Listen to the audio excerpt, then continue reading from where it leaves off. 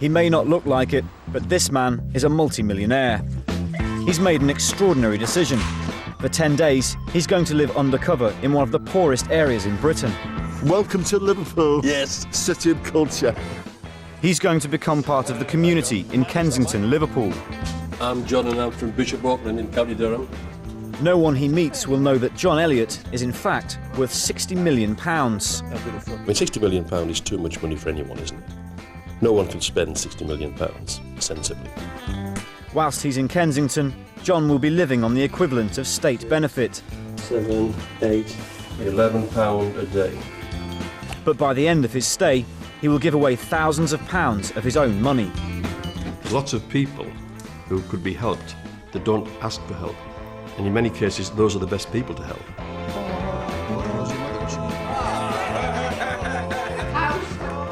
Only after he's met the people he wants to help will he reveal that he is the secret millionaire. This project here is about trying to identify someone where we can actually change their life for the future.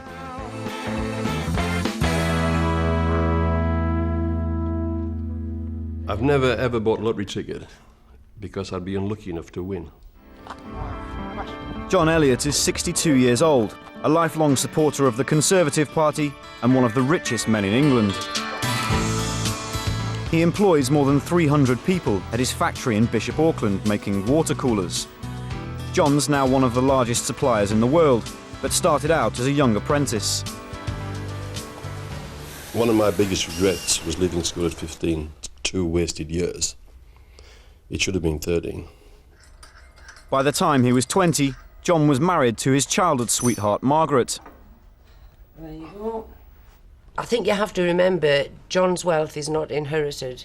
He's worked very hard for what he's got. John grew up in poverty 2 miles from where he now lives. His father died when he was a small child, and his mother raised 3 children single-handedly. There was 6 of us in 2 bedrooms, whereas now there are 2 of us in a 5-bedroom house. I think it's obscene, isn't it? I mean, there are people who don't have a shelter over their heads, and then we've got rooms that are never used. This is the main living area. This is a lounge we don't even ever use, actually. This is the bar stroke cinema. Like the rest of the house, nothing short. It's got pumped beer available. The previous owner was a local football celebrity. I did at one time think that it might be good to get rid of it all and start again. Then it put the real pressure of doing it again, wouldn't it? A bit like standing in a fish and chip queue and getting to the end of the queue and then going at the back again. That would take some strength, wouldn't it? John doesn't want to part with all of his fortune, but he regularly gives money away. He's the vice president of a local charity foundation. Tonight's black tie dinner will raise funds for needy causes. We are particularly pleased to be here in Auckland Castle, historic seat of the Bishops of Durham. And some of you may But John wants to have a more hands-on approach to giving. Definitely find some worthy cause and support it. It's very easy to write checks out for organisations, but I've always felt it's important to try and get beneath that, to get out there and try and identify people with real needs. John wants to get as close as possible to the people he might help, so he's leaving behind his lifestyle and even his identity to live undercover in one of the poorest parts of Britain.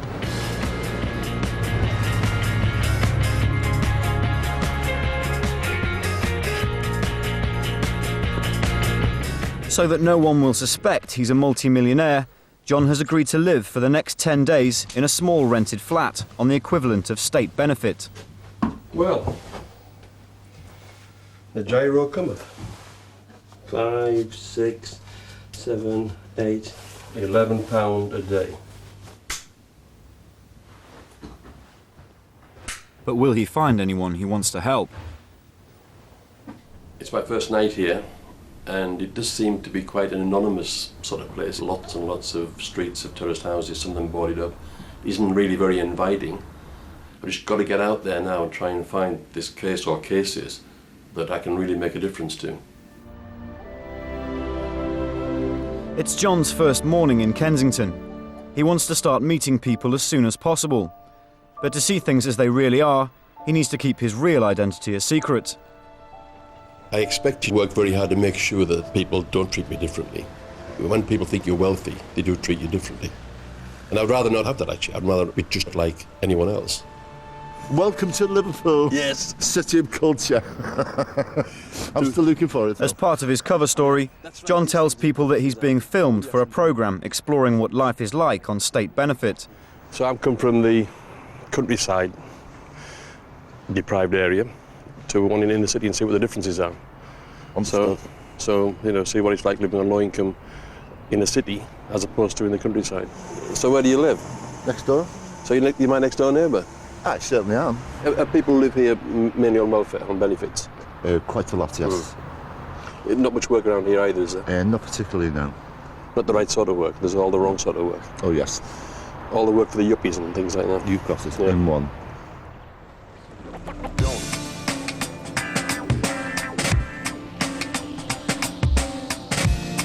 Living undercover, John will have to count every penny even to cover the basics. As more than half of Kensington's residents aren't working, it should give John a taste of what life is really like here. No, it certainly isn't a feast for a king, but there's enough substance there, I reckon, to keep body and soul together. I've never had marrowfat peas for a long, long time. I'm quite looking forward to that. It's early evening. John's keen to go out and meet his neighbours, so the local pub seems a good place to start. I'm John and I'm from Bishop Auckland in County Durham. Come on that way. And I caught a bus 10 minutes ago. So what's it like down your way? Yeah, it's all right. But I mean, Durham's changed. I mean, when I left school, most people went down the mines. That's right. Now there isn't a mine anywhere. But now a lot of people, young people, want to be unemployed. There's work there for people if they just take anything. You really want work, you'll get it. Yeah, I can go to the job centre tomorrow and change my job. John's received a warm welcome in his new neighbourhood, and his cover story seems to be working. Listen, John, if you want to come down to this party, I'll put you up in our house. How much? For you. 2 parties. Just get me bladdered when I get out of here. 2 parties. Getting to know people has proved easier than he thought, but finding those whom he feels deserve some of his money is going to be much harder. It seemed like a selection of nice people, ordinary, nice people. But I'm not casual about giving money away because that would be wasteful. It's got to be very much focused. There's no point in just getting rid of it for the sake of it. It's got to be to make a real difference. I can only spend £1 once, so I must make sure as well as possible that it's used for the maximum benefit. This project here is about trying to identify someone where we can actually change their life for the future. Kensington, Liverpool is one of the poorest areas in Britain. Multi-millionaire John Elliott is living undercover here for 10 days, searching for someone to help.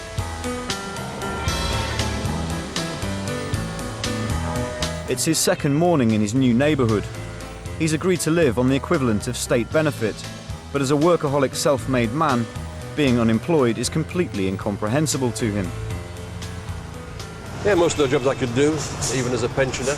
Cook, general bar managers, domestic cleaner. Yeah, I would get that job all right. NVQ administrator, I think I could get that job.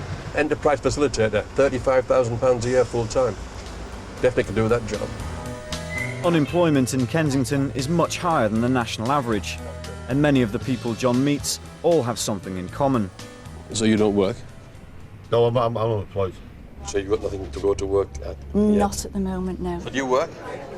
No, I don't. I'm studying actually. I'm on benefits, but you know, safe to say the benefits that I am on, I can live. I don't live to excess. Bobby Parry has been out of work for years. I mean, obviously, it's Liverpool. I get excited the day before I get my money because I think, yes, I can go to the Asda tomorrow. Yes, I can get 8 cans of lager in. Yes, I can get 40 ciggies if I want to. Yeah. You sort of get used to the money that you have got coming in. Yeah. I can't really complain on the benefit side. And I know there's a lot of people, there's an awful lot of people, especially around here, John, who find it harder to cope, who don't really understand the benefit system and what they're entitled to. There's a lot of deprivation around here and a lot of, you know, no hope, if you get what I'm saying. Pretty well what I expected, you know. The welfare state system does take care of most people, actually.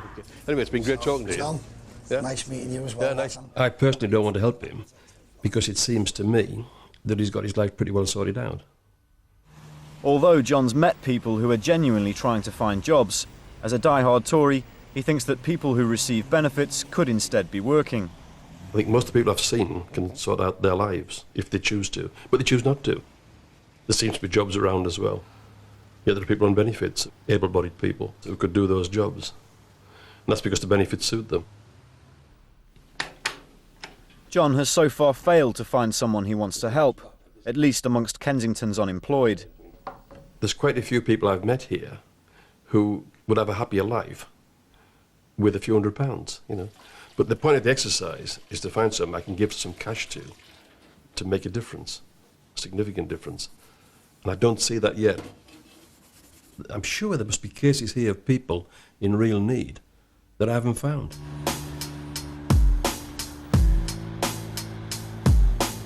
If there was anywhere John could find someone in need, it should be Kensington, Liverpool. It's one of the poorest areas in Britain. According to a government report, social and economic deprivation here is severe and deep-rooted. Big city life, me try to get by. Pressure now ease up no matter how hard me try. Big city life, here my heart have no base. And right now Babylon dip on me case. Big city life, try to get by. Pressure now ease up no matter how hard me try. Big city life, my heart have no base. And right now Babylon. Kensington's residents have a 50% greater chance of dying earlier than the average person in England. And Kensington's elderly are some of the poorest pensioners in the country. As John's now in his 60s, he's keen to see if he can help older people. It's Saturday morning and he's at the local community centre.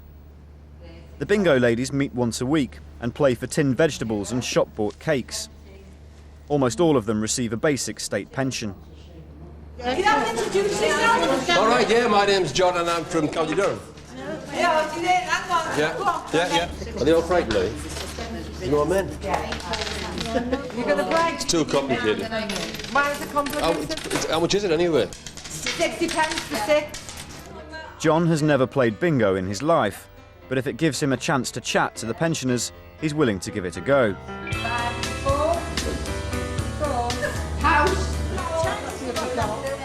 Is it easy? Making ends meet, is that easy? No, it's not easy. We just manage. Yeah, I think we do manage. We manage. And sometimes money isn't everything, is it? No. Nice to have and everything else, but... Yeah, it helps you along. Yeah. But I do think we get better treated now. Right. So what do you mean, just by the government, or...? All round. Right. Yeah, in general, I do think we're better off than what we've... Interesting that the ladies who are on benefits think they're quite well off. For example, saying things like, compared to my mother, I'm really well off, and seem to have no problem making ends meet. Although, obviously, more money would be useful, but they seem to be able to manage things and get out for a game of bingo, etc., etc. John's been in Kensington for 2 days now, and he's starting to wonder if his mission is impossible. When I first came here, I thought it would be fairly easy to find some cases that clearly needed help, yet it's been very difficult. I mean, I sometimes think the best thing I could do is go back to Bishop Auckland and just try and run the business better, try and create more jobs by doing that. That maybe might have more effect on more people than trying to give money away. I don't know what the answer is, but I would think it was a failure if I don't find someone that I can help.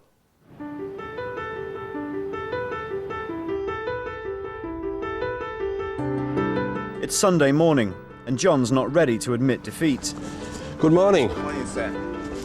How are you? I'm fine, thank you. Good. How are you? Rather than taking the train home, he's heading off to church. John rarely goes when he's at home, but he knows that here in Kensington, it's an invaluable opportunity to meet people. Welcome to the church. Yes? So I hope you like the service. I'm sure I will. You just feel it, can't you?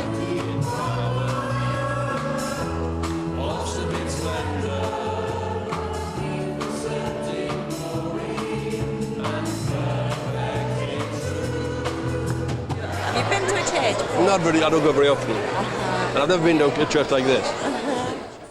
After the service, John meets a family who are regular members of the congregation. Are you okay for time? Yeah, I've got bags of time. Would you like to come with us and have lunch with us? That'd be very nice. It's no All trouble. my family gets together on Sunday and have lunch together. Ah, that'd be fantastic. He discovers that the Alfaros were originally from Nicaragua and came to Liverpool 26 years ago. This is John. Hi, John. Maria. Hiya. Maria. Excuse me. What's your name? Jamie? Jolie. Jolie. Maria has 2 small children and has been married to Phil for 5 years. Hi, John. Hi, Phil. Hi, Sam. I'm That's Maria's Oh, you're the man that's I'm trying. the chef. It's all disappearing. Oh, is it? Yeah, laughing. Do you want a bit of hand here? No, I'm sound. Thank you very much. Good lad. Thank you. Well done, Philip. Thank you very much. Yeah. Bon appetit. Yeah, bon appetit. Oh, God, I don't believe it. Yeah. Where are you staying? Is a house? Where you No, it's a staying? flat. I'm in the 6th flat on the 3rd floor of a house in Balmoral Street. Oh. How long have you lived here? We've been here for how long? Not long, This house really. just over a month. Not long. Yeah. Really? Yeah. Really? Yeah. So there's 4 adults Month and a half. live here 2 little and ones. 2 small ones. Yeah. 6 of you. Yeah. Because the Okay. reason we've all moved in together is to kind of sort ourselves out financially and stuff Right. like that. Right. So initially it's just a year, and then when the year's up, we're going to kind of reassess things. And When are you going to be first fallout, do you reckon? we've already fallen They're always really small fallouts and Yeah, then they go back exactly. to normal. It's It wouldn't be really if you didn't have a little fallout. No, Real yeah, fine. we just want to get paid off the debts that we have. What happens with me and Phil was that we took a loan here, you know, they give you credit here, and then Easy they to give do you a little with bit it. more, and then you kind of find yourself in a bit of a hole, and then you're just paying off the interest, and Yeah. you know, you're just struggling to keep afloat and stuff. Tempting, isn't it? Just to... Yeah, well, I mean, one shop, right? I applied for one of them little store cards, and they kept increasing my credit until I'm suddenly £800 in debt, yeah. and now I'm struggling to pay off the interest. I haven't even made a dent in the £800, Yeah. and that's just me. You know what I mean? So, what you do for a living? I know you're a secretary, and I know you should be a chef, really. Yeah. Now, my job's to drive all the lovely drunken people home until 5 o'clock in the morning. You're a taxi driver. Yeah. They told you I work what on the Wirral, driving taxis. Is that 5 days a week, or? Yeah. And are you self-employed? Yeah. The hardest thing being a taxi driver is to try and get a mortgage. The best you can get is a 90% mortgage, which means that these days house prices, you're still talking about 100 grand. So from somewhere, I have to have £10,000 to be able to buy a house. And if I'm struggling to get myself out of debt, where am I going to find 10 grand from to buy a house? So it's to catch-22. The Alferos are a very nice family. They're a nice, genuine family. It's good. Do you have everything that you need in that flat? Yes, everything. They were extremely kind to me. A complete stranger that they invited in for lunch, and the lunch was tremendous. Thanks a lot. All right. It's been a pleasure. You too. Bye. I think the kind of debt we're talking about is self-inflicted. No one forces them to take the debt. There's no doubt they could use some extra cash, but getting into debt just for routine spending is dangerous, and you've got to pay the price, and that's what they're doing now. But despite his hard line on the Alfaro's debt, John's having to adopt radical measures to stay within his own meagre budget of £11 a day. If it's a choice between eating and heating, eating's got to come first. It's 10 degrees in the flat, and cooking in a coat is just one of his ways to save on electricity. Slightly well done, actually. If you want to go on a bus all day, it's £2.80. And I was trying to figure out, is that cheaper than electricity? Because it's quite warm on buses, isn't it?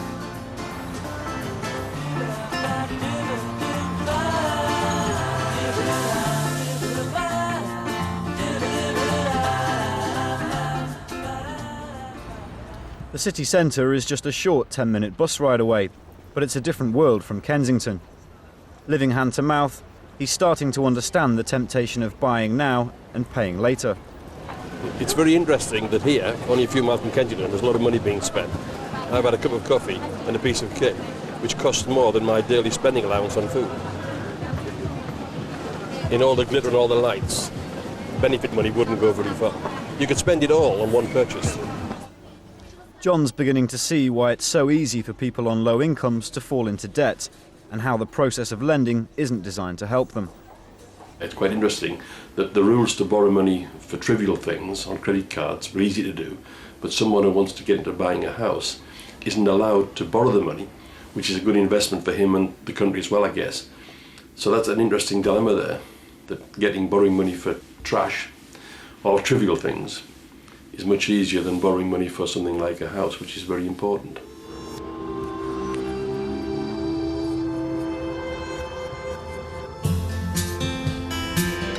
Although he's learning about poverty in 21st century Britain, John still feels he isn't making much progress in his search for someone to help. I haven't found anyone that's outside the system. Now, there must be people out there who haven't been dealt with inside the system. I don't know how I can find them.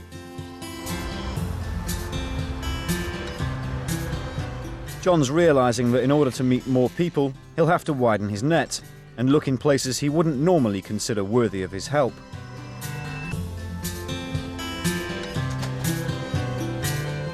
I think illegal immigration is wrong on every count, actually. The asylum centre is raising their expectations. It makes it more possible they can stay here when they can't. My concern is that if I actually support the asylum centre, I'm encouraging them to stay as well. I'm raising their expectations, which would be wrong. Despite his reluctance, John is willing to pay a fleeting visit to Asylum Link Merseyside. Hello. In John's hometown, there isn't a single case on record of an asylum seeker. Here in Liverpool, there are more than 1,000. Okay, so you're the manager, are you the top man here? Head of chaos. Head of chaos. Are you head of chaos or creator of chaos? Ewan Roberts is the manager, and he deals with hundreds of asylum seekers each year. But John needs to be convinced that most of them are not after an easy life. It depends. Now, are they allowed to work? No. Oh, they're not allowed to work? No, and most asylum seekers assume they will be given permission to work.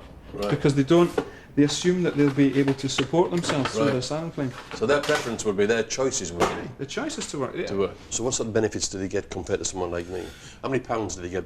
They would get per around week? about £35 a week, I think. £35 a week per person? Per person. And they get vouchers, they don't get money. These are luncheon vouchers. And what the voucher entitles you to is food. It cannot be exchanged for clothing, toothpaste, underpants. So the outcome of that is actually we give people hygiene kits. Shampoo, soap, razors, underpants, toothbrushes. What price keeping your teeth clean? The centre provides shelter and advice for more than 1,300 people a year, but their funds are very limited. John, this is Andy Briggs. Hi, John. Ewan's colleague Andy works with asylum seekers and campaigns for them. He's keen to explain to John why people flee to Britain. If you live in a country, where there's trouble and strife raging around you, the economy is totally collapsed. Okay, you have children. You have to bring real up, poverty. and they got real poverty, and they got no future, no hope for them in that economy or in that society. Yeah. What would you do? Wouldn't you be look to move your children somewhere where they have absolutely. So what's the crime in that? Absolutely. I can see. So that's what I'm saying, right? The economic argument has no weight with me, right? Because even British families will do that. Absolutely. Anyone would do that to the family. We do what this place does for them is unbelievable. We are the last station of hope, right? If we don't help them, the situation is hopeless.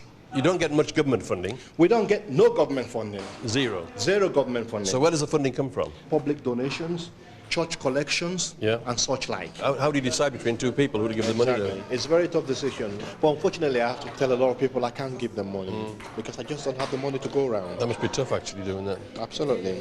Nice to meet you. Nice talking to you. Get off and do some work. Thank you. Thanks a lot. Despite his views on immigration, John can't help but be impressed by the asylum centre management team.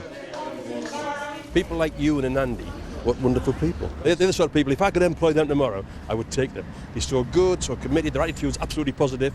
Great people. The visit has given John food for thought. Not what I intended, but maybe that's what it's got to be. Let's keep an open mind. Let's keep looking and see what we find. John Elliott has been living on the equivalent of state benefit in the deprived neighbourhood of Kensington, Liverpool. Well, I reckon it'll be cheaper to wash here than going to the laundrette. It's his first taste of low-income living in more than 40 years, and the experience has brought him down to earth. When you don't have much cash, you soon learn ways of saving it. John may be able to do his washing in the sink, but as he's chosen not to have heating in the flat, He can't dry his clothes without a trip to the laundrette. Hello. I'm just looking for 3 T-shirts to be dried. You want 50 pences for drying. Now you get 5 minutes for that. 5 minutes for 50 pence? Yeah. I bet you get very good at folding things in here, do you? Well, as I say, I've been here 17 years, so... So you came here straight from school then, eh? Oh, yes, I wish.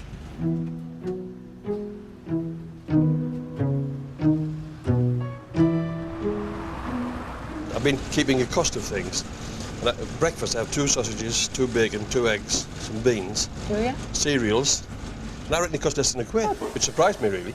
Okay. Does that surprise you, does it? It does really, yeah. What do you want to do about this? Because your money's run out right. now. It's okay, isn't it? Right, oh, okay then. Yeah. Okay, thanks a lot. All right then. Thank you. Okay, very nice to have met you anyway. He's halfway through his stay in Kensington, and John's surviving on his meagre budget. I would say there's no crisis for poor people in Britain. You know, I think they are reasonably well taken care of. Benefits certainly take care of basic needs. Unless you're an asylum seeker. Although John met staff at the asylum centre, he didn't meet any refugees, and for the first time in his life, he'd like to.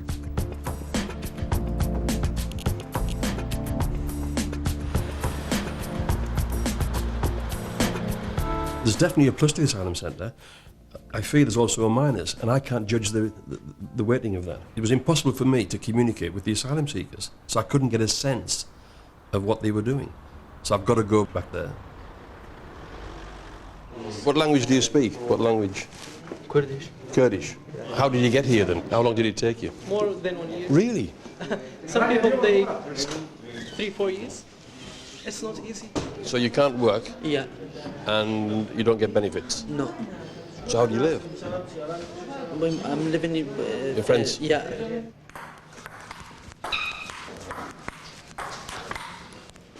I'm quite impressed. I've played this for years. This is Shirley. Hi, Shirley. And Philip, who are working here today. Yeah. Hello. Busy, eh? Very busy.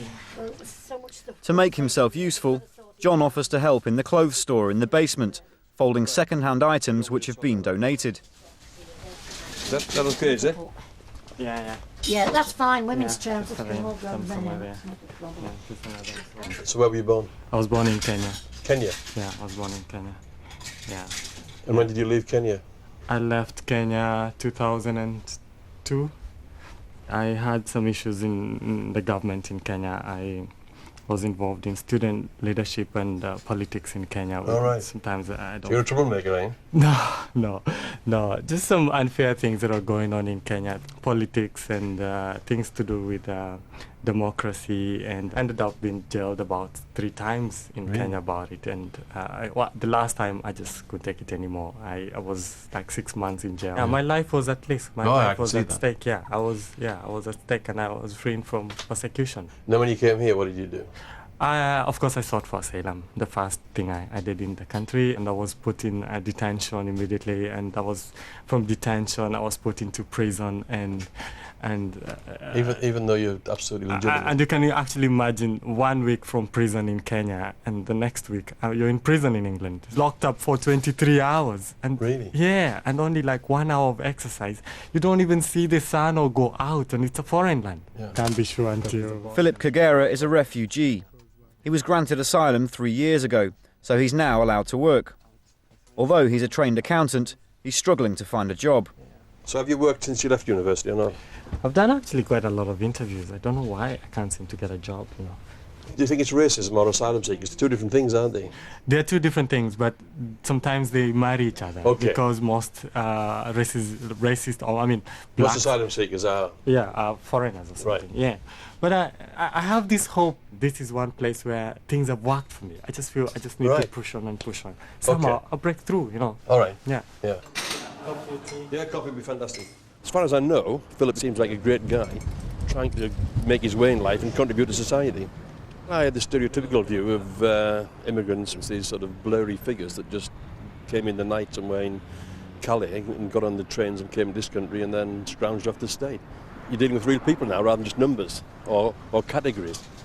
Yeah, it's been a very good morning, very useful, very interesting. John's in an upbeat mood.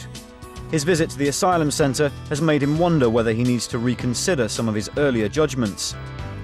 He'd like to find out more about the family who invited him for Sunday lunch, so he's paying them an unexpected visit. You're right. Yeah. Come in. Do you want a cup of tea? Yeah, that'd be fantastic. Absolutely fantastic. Although Phil works as a taxi driver, the young couple have credit card debts. John wants to be sure that if he helps them, he's not throwing good money after bad. You were coming over and I work that I've got a budget that day. You've got a target that you want to... Yeah, target's right. Right. And then as soon as you hit the target, you finish? No. Or do you sometimes get a little bit ready for tomorrow? Well, I will work 12 hours regardless. Okay. Right, now if at the end of That's a long shift, you know. I admire you for that. I mean, that's... If at the end of 12 hours I have made my my target for the day, right, then I can go home. But if I make my target before the end of the 12 hours, I'll still work until the end of my 12 hours because I need the money. Yeah. Or, you know, because it's a little bit extra tomorrow. But come the end of 12 hours, if I haven't hit my target, I will stay out 14 hours. I've worked 18 hours because it was a really slow shift. You charge a higher rate, or you just get more passengers? The only time I get double time is Christmas. So you charge double the fare there?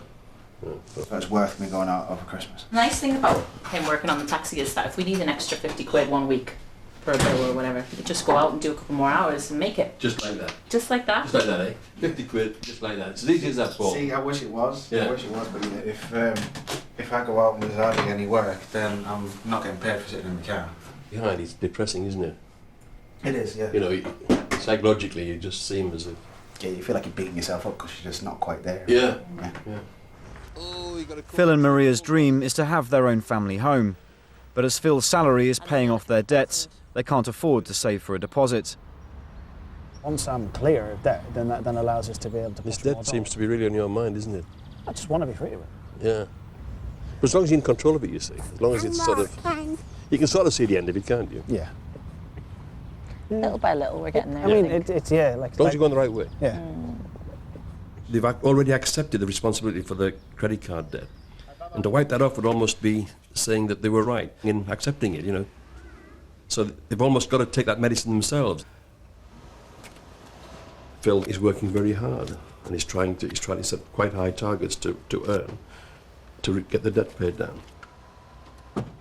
On that one aspect of getting on the property ladder is the one I think that I should help them with. And they can't get out of that. They can't solve that problem themselves. They can't solve that problem by just working harder. See, I think the Alferos are a very important family to this community. They're the kind of people we need to keep in this community.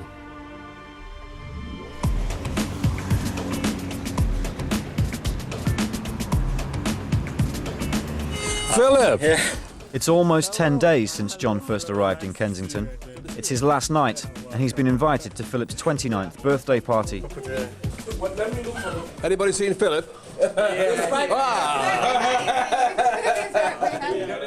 As a refugee, Philip may be new to Liverpool, but he's been quick to make friends and make Kensington his home. Happy birthday, dear Philip. Philip is very bright, very intelligent. He's come from a totally different country and he's adapted here very, very well. And that must be quite a big change for him, coming from Kenya to here. I think on balance, people like Philip are good for the UK. But thanks, guys. Yeah, thanks for coming around. And, The big issue is that he needs to become qualified as an accountant. He's had many, many interviews and he's failed them. Now, is that because of discrimination against him? Or is it just the reason quite good enough? I don't know. I can't judge that. But I think it would be good to find out. Yeah, I'll try one of your doner kebabs, please. It's been a very difficult decision to make. I've changed my mind many times. My first impressions in Kensington was that there was no sense of community here. But clearly there is, and I can see the same kind of people here today that I saw 40 years ago when I was growing up in a village in County Durham. I don't think I've really met anyone here that I would describe as scroungers. You know, they are people living in difficult circumstances, very genuine, sincere people. You see things differently when you're on the inside. And I have done it for real. You know, I've lived here in this flat on £11 a day. If I was condemned to this for life, then it would be very, very hard. John's stay as the Secret Millionaire is coming to an end. Tomorrow, he plans to come clean and announce who he intends to help. I've been very lucky in life, so I'm in this fortunate position that I can give money away. And by looking very hard and talking to many people, I think I've found some very suitable candidates.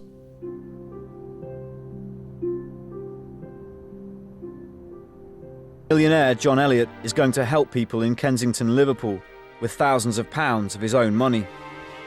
I am slightly apprehensive and anxious about this, for them as much as anything. You know, I don't want to put them in a difficult position. I'd rather do this as carefully as I can to try and get them to see that it's a legitimate attempt to help them.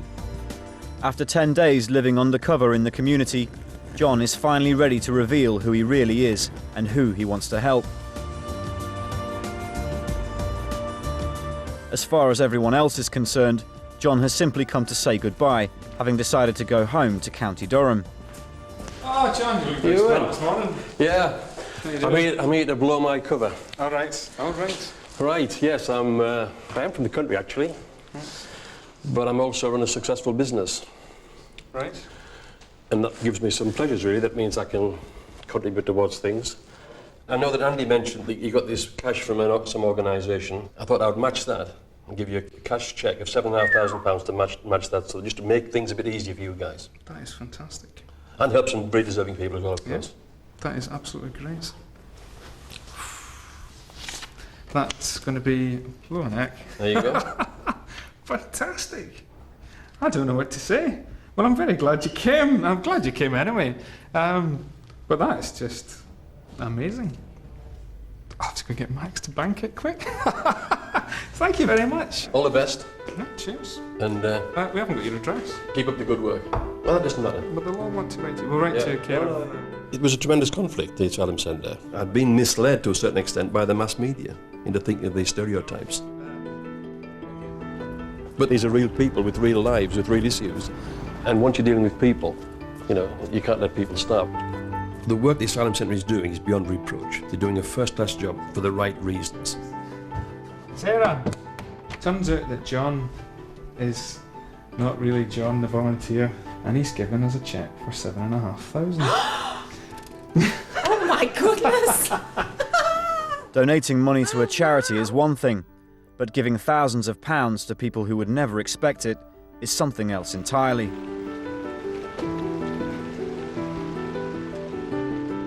It's been a difficult decision to make, but I'm sure I've made the right one.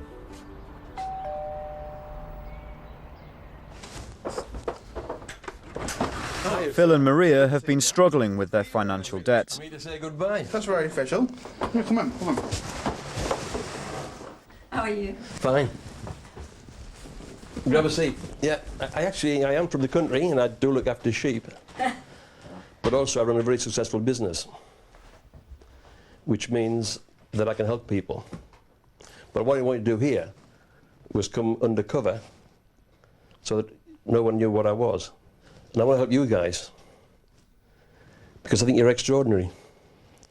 And one of the things that you mentioned, Phil, in particular, was that you didn't own your own house, your own home. Now what I can do is, I can pay your deposit. If you want to. It's your call. Yeah. A house round here is about £100,000 for a house. I can write you a £10,000 cheque, there's the deposit. Don't you start, that's I'll start. The money's there, it's yours, but you've got to think about it. Incredibly blessed and touched that you have kind of come to where we're at, and you know that's just unheard of to me. It really is. I'm not used to the idea. I mean, I can't say the word I'm a millionaire. I just can't say it. You know, I can say it, but I just don't believe it because that's me, innit? But it's nice to be able to help people, you know. I think I would love to do that too. Of course you would. Now I can hold you. Yeah. See you later. Bye. Bye-bye. Thank you very much.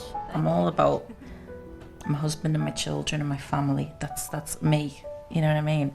And to own a home is kind of like, it's what every mum wants. we all want to kind of have a nest for our children to feel secure, and it was just something that I had put out of my mind because, there's no point in kind of wanting something that you can't get. This is just, for us, probably one of the greatest opportunities we could have ever had, because this is, this is my family.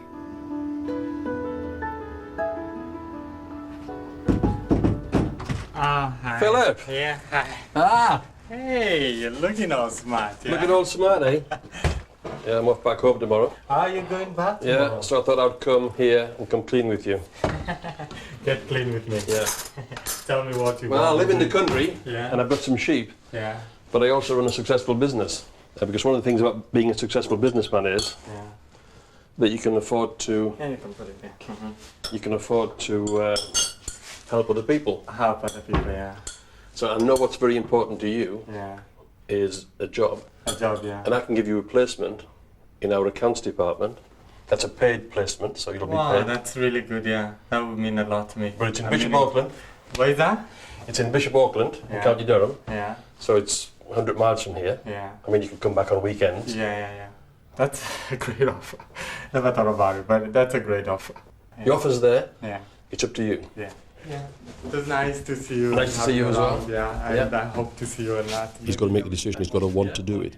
And if he does, I'll take him and I'll watch him and I'll help him and guide him through his career. And hopefully, once he gets started on his career, it'll be up and up. I am surprised. I didn't think about the money part, but I knew he was a good man. Margaret! It's an opportunity and I'm not just gonna let it go like that.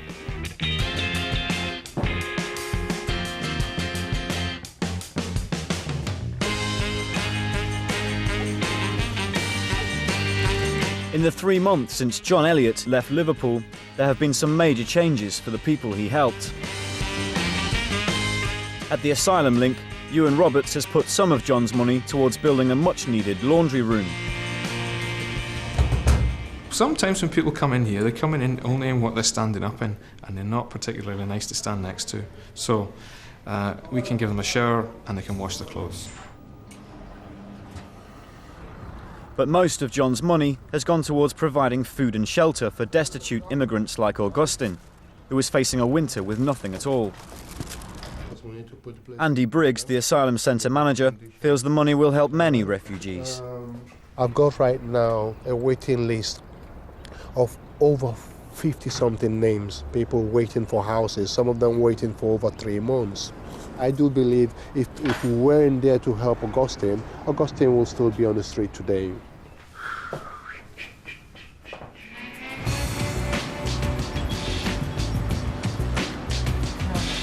Philip Kagera accepted John's offer of a job and is currently living in County Durham.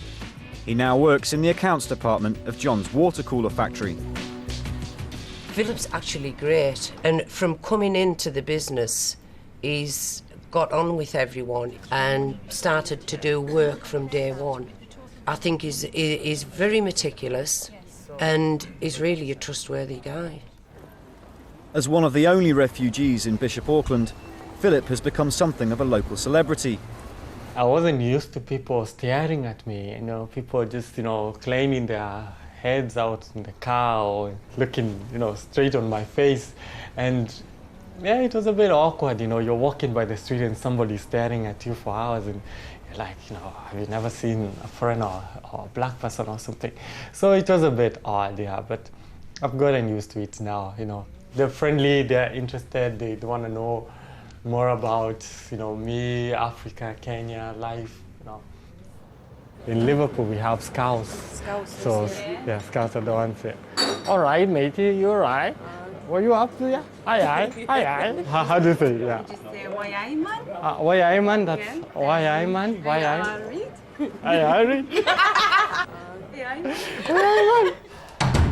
A nice spring day, actually. Now neighbours, Philip and John have had the chance to become friends. Yeah, I can't play. Yeah, what do you fancy?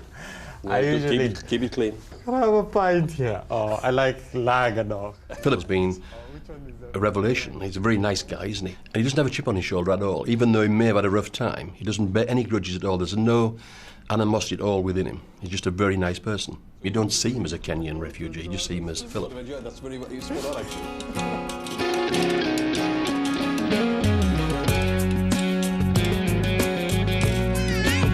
As for Phil and Maria, John's gift of £10,000 means they've been able to buy their first home, a 3-bedroom terrace house. One of the weirdest things for me was talking to the mortgage broker and saying that I have £10,000 to put down as a deposit for my house, because I don't think I've ever had £10,000. I don't think John realises the magnitude of actually the help that he's given us. Their third child is due in a few months, and they've decided his middle name should be Elliot, in honour of John. I kept telling him how much of a blessing that it was, what he'd done for us. I kept saying it over and over again, and he was just like, "Oh, just stop it! It's not, don't say it's a blessing, I said, "Look, just to give you an idea how much a blessing it is, we're gonna give you a sign." Then he was like, in which case now it's my turn to be blessed. Absolutely amazed. I couldn't believe it. He had to say it twice to me. And I just said, you must make sure it's got 2 L's and 2 T's. Very important then.